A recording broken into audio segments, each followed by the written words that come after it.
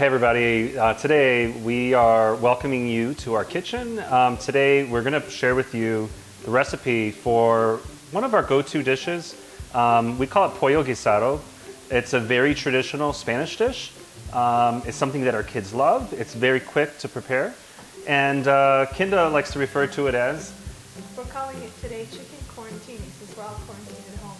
So take out your Instapot that you got last Christmas and you haven't used yet, and let's get started. We have about 10 drumsticks in total, and about 2 of them have the skin on it.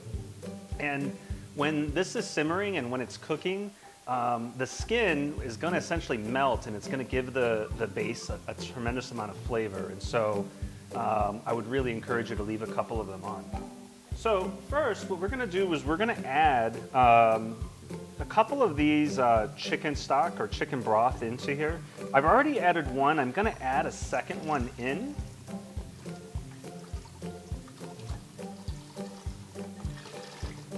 And if you don't have this, it's completely okay. You could either do chicken bouillon, or one of the things that we really like is this product. Better than bouillon. You can find it at Costco. It comes, they sell like what, single can, single jar items. And the flavor is really, really awesome. So I'm gonna start by just putting them into this pan, into really any order.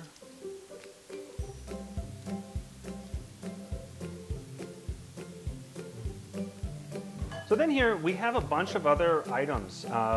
So what I have here, this is really a seasoned blend, and it roughly has about 3 bay leaves.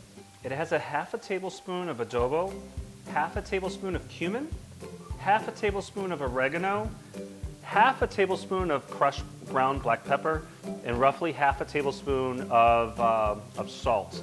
So I'm going to add this in here. I'm going to spread it around. And this will get mixed up later as it's going through the cooking process. I'm also going to add about a cup-ish of the red wine to give it a little bit of flavor. If you have white wine, that's cool too. No biggie. Of course, this is probably one of the best parts about making the meal. Cheers. 2 of the tomato paste. These are about 6 inches each. Thank you.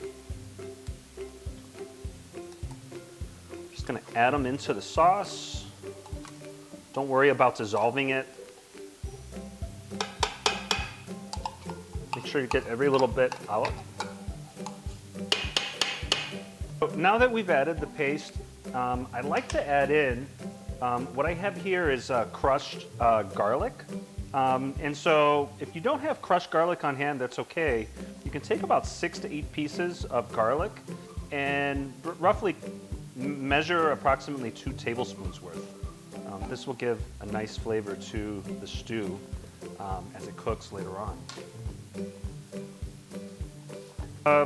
I also have roughly, this is like a handful worth of cilantro. I'm gonna add that in here. Roughly 1 green pepper that's been cut and diced. Roughly a small to medium-sized onion that's been diced up.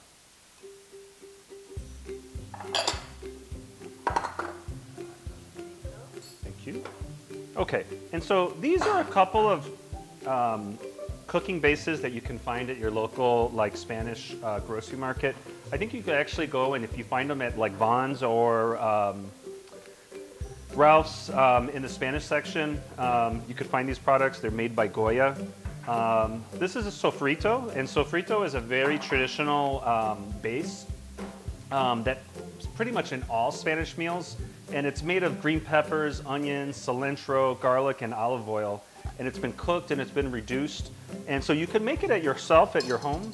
But what I'm adding right now is something called Recaito. It's made with something called cilantro. It's like a cousin of cilantro. And so I'm gonna add that in here as well, approximately 2 tablespoons.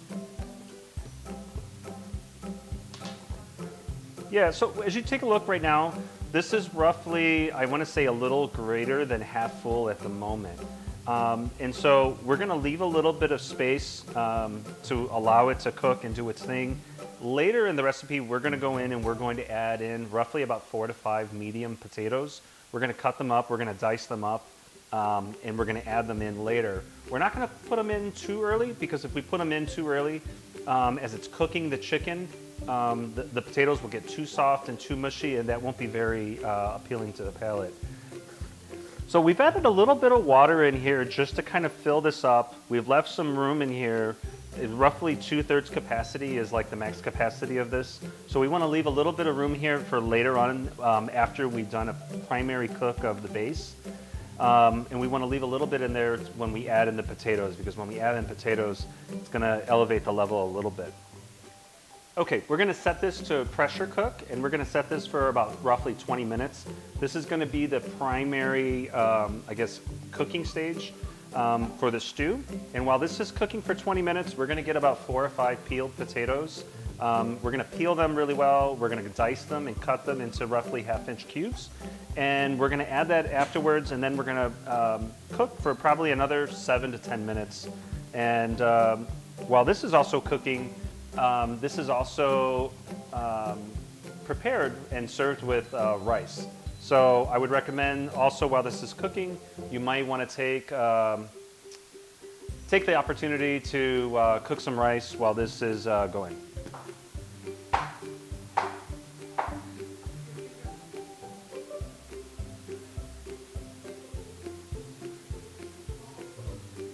We're going to open this up right now. It's already been depressurized. And inside, you could smell, it smells so delicious. So all we're going to do is we're going to simply add these back. We're going to add these in. And that's right at the 2/3 mark. Put this back on. We're going to seal this. So we've completed the second stage of cooking. So this is cooked with the potatoes for approximately 10 minutes. And we also have the rice ready. So now we're ready to serve. I'm going to take a couple scoops of rice, put it into a nice serving dish.